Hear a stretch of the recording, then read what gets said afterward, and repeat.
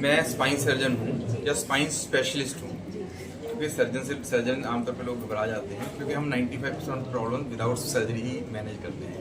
Basically I take care of spine problems.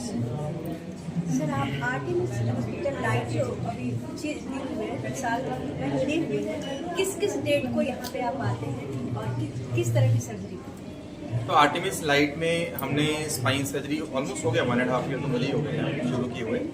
तो हमारे तो बेसिकली हम ना डिपार्टमेंट की तरह ऑपरेट करते हैं। तो मेरे डिपार्टमेंट में डॉक्टर सुमित हैं, वो हर वेडनेसडे यहाँ पे आते हैं। हर वेडनेसडे 10 बजे वो पहुँच जाते हैं, तो 10 से 1-2 बजे तक ओपीडी उनकी चलती है और ऑपरेट में सर्जरी करने यहाँ पे आता हूँ। तो जब भी हमारी सर्जरी, आज सुबह भी हमने सर्जरी की है, तो जब भी सर्जरी प्लान होती है।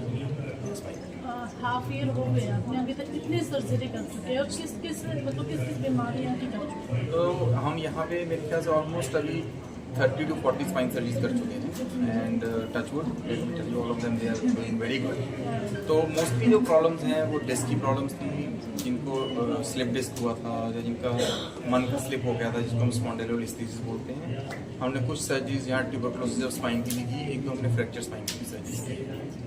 सर, गोवा में और भी हॉस्पिटल हैं, आपने आर्टिमिस को क्यों चुना?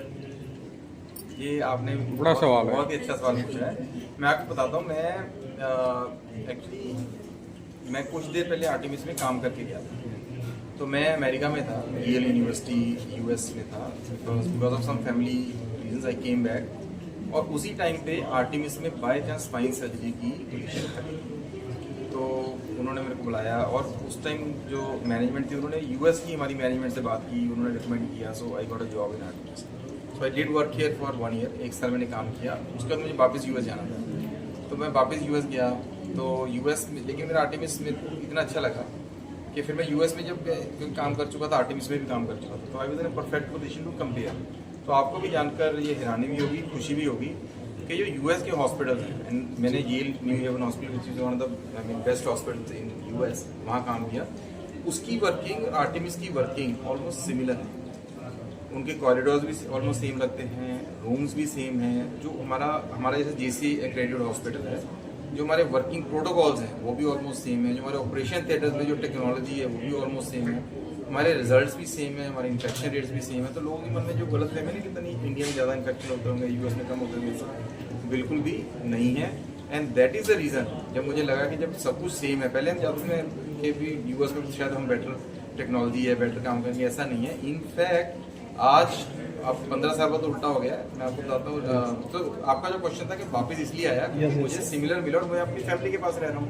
तो I wanted to set up a centre of excellence in this part of the world कि because Artemis give me that opportunity. So that is the reason I came. और आपको एक बड़ी इंटरेस्टिंग बात बताता हूँ। I was at a conference recently, तो I met one of my mentors from US. तो he was introducing me, he is my fellow and he is working in India. तो his colleague from US said कि इसको आपने क्या सिखाया, आजकल तो हम इंडिया जाते हैं सीखने के लिए। सो that is how the trends have changed. तो क्या संदेश देना चाहोगे लोगों को आप? देखो, लोगों को जो मेरा संदेश है वो ये है कि जो स्पाइन हेल्थ है, it is very very important. मेरा ड्रीम है कि प्रिवेंटिव स्पाइन हेल्थ, हमें प्रिवेंटिव स्पाइन हेल्थ पे ध्यान देना है ताकि हमें स्पाइन की प्रॉब्लम्स ना हो और आगे चल के हमें कोई सर्जरी की जरूरत ना पड़े। रादर देन कि हम उस टाइम कंसल्ट करें डॉक्टर को जब बिल्कुल बेड पे आ गए हैं। हमें शुरू में जब किसी को बैक पेन है उसको एवेल्युएट कराना चाहिए, क्योंकि बैक पेन का कारण एक तो डिस्क डिजीज होता है और कई और कारण भी होते हैं। 80% केसेस में डिस्क होता है। और अगर हम राइट टाइम पे एक स्पाइन स्पेशलिस्ट को मिलते हैं तो उस टाइम पे जो 95% प्रॉब्लम्स हैं, इनफैक्ट 98% प्रॉब्लम है, वो सिर्फ लाइफस्टाइल मॉडिफिकेशन, प्रॉपर एक्सरसाइज उसी से मैनेज हो जाती हैं। तो अगर हम वो लाइफस्टाइल मॉडिफिकेशन कर लें और आगे चल के हमें सर्जरी ना करानी पड़े, इससे अच्छा और क्या है। तो आपके कहने का मतलब ये है कि आउट ऑफ कंट्री जाने की आवश्यकता नहीं है। अब डॉक्टर से जो है अच्छे से अच्छे डॉक्टर्स अपने इंडिया में अवेलेबल हैं। बिल्कुल, मैं आपको इनफैक्ट इंडिया में जो टेक्नोलॉजी है, we are at par with US. 0% difference है यहाँ की टेक्नोलॉजी में और यूएस की टेक्नोलॉजी, नंबर 1। नंबर 2, जो हमारा एक्सपीरियंस है वो, क्योंकि यूएस में जैसे आपको पता है बड़ा लिमिटेड काम होता है हमारा।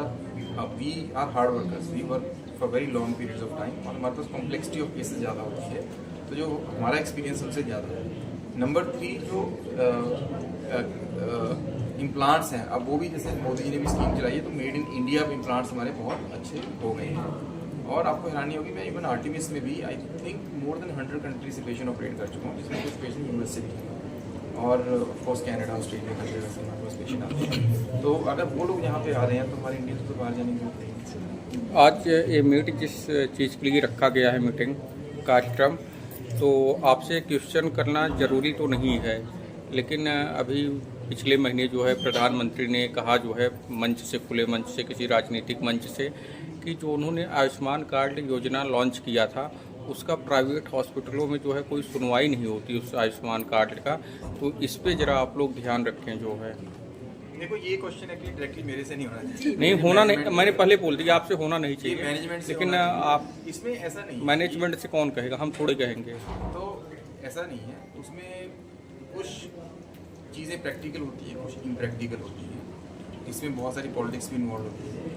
आयुष्मान मैं बड़ा स्ट्रॉन्ग सपोर्टर हूँ, बहुत ही अच्छा ये योजना है, क्योंकि जब मैं, जैसे आपने बताया, जब मैं यहाँ से यूएस गया था तो यूएस में मैंने एक देखा कि 95% लोग इंश्योर्ड हैं, और यहाँ पे मैं होता था कि मोस्टली लोगों के पास पैसे नहीं होते थे, तो और जेब से खर्च करना हर किसी के लिए पॉसिबल नहीं होता चाहिए। लेकिन एट द सेम टाइम मुझे लगता है कि इस आयुष्मान को हमें प्रैक्टिकल बनाने की जरूरत है थोड़ा, क्योंकि हर चीज़ आयुष्मान में कवर नहीं हो सकती। जब यूएस इतनी उनकी इकॉनमी है, वो अपने हर सारे आप डॉक्टर्स की जो है मीटिंग होती होगी, तो आप लोग मीटिंग में कभी ऐसी मतलब कहा डिस्कस किया करें जो है हमारी मैनेजमेंट मीटिंग से? नहीं होती है। ये मीटिंग अच्छा। हमेशा मैनेजमेंट, जो प्राइवेट हॉस्पिटल की मैनेजमेंट और गवर्नमेंट के बीच में होती है, अच्छा, क्योंकि डॉक्टर्स का जो प्राइमरी एम होता है, जैसे हमारे पास, मैं अपना अगर बताऊं, जब मेरे जैसे एक डॉक्टर हैं, जब मरीज हमारे पास आता है, चाहे वो आयुष्मान से आता है, चाहे सीजीएचएस पैनल से आता है, चाहे ईसीएचएस से आता है, चाहे प्राइवेट अपनी जेब से पैसे देके आता है, हमारे लिए हर मरीज होता है। हमारा एक ही एम होता है कि मरीज ठीक होना चाहिए और उसके लिए बेस्ट पॉसिबल ट्रीटमेंट क्या होता है। जो फाइनेंशियल्स होते हैं, वो जो होते हैं, वो हमेशा मैनेजमेंट, क्योंकि हॉस्पिटल को भी चलाना है। देखो अगर हॉस्पिटल कोई फायदा नहीं, तो वो मैनेजमेंट और गवर्नमेंट के बीच की बात है। किस तरह से हम अपने स्पाइनल को मतलब हेल्दी, स्वस्थ रख सकते हैं, किस तरह से उसके रख रखाव करें, उसके लिए क्या कुछ करें जिससे हमें ऑपरेशन तक के जाने की जरूरत है? बहुत ही अच्छा सवाल आपने पूछा। इसके लिए बड़ा ज़रूरी है कि हम नंबर 1 डेली वॉक करें, जी daily brisk walk, very very important.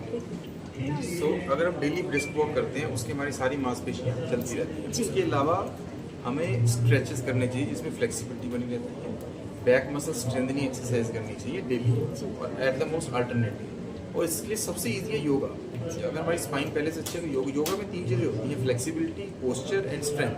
अगर हम तीनों चीज़ें मेंटेन करते हैं तो उससे क्या है, हमारी स्पाइन हेल्थ बहुत अच्छी रहती है। दूसरा, डाइट। हमारी डाइट में प्रोटीन ज़्यादा होना चाहिए और adequate amount of vitamin D और कैल्शियम होना चाहिए। अगर इन बातों का हम ध्यान रखें तो हम अपनी स्पाइन बहुत अच्छी रख सकते हैं।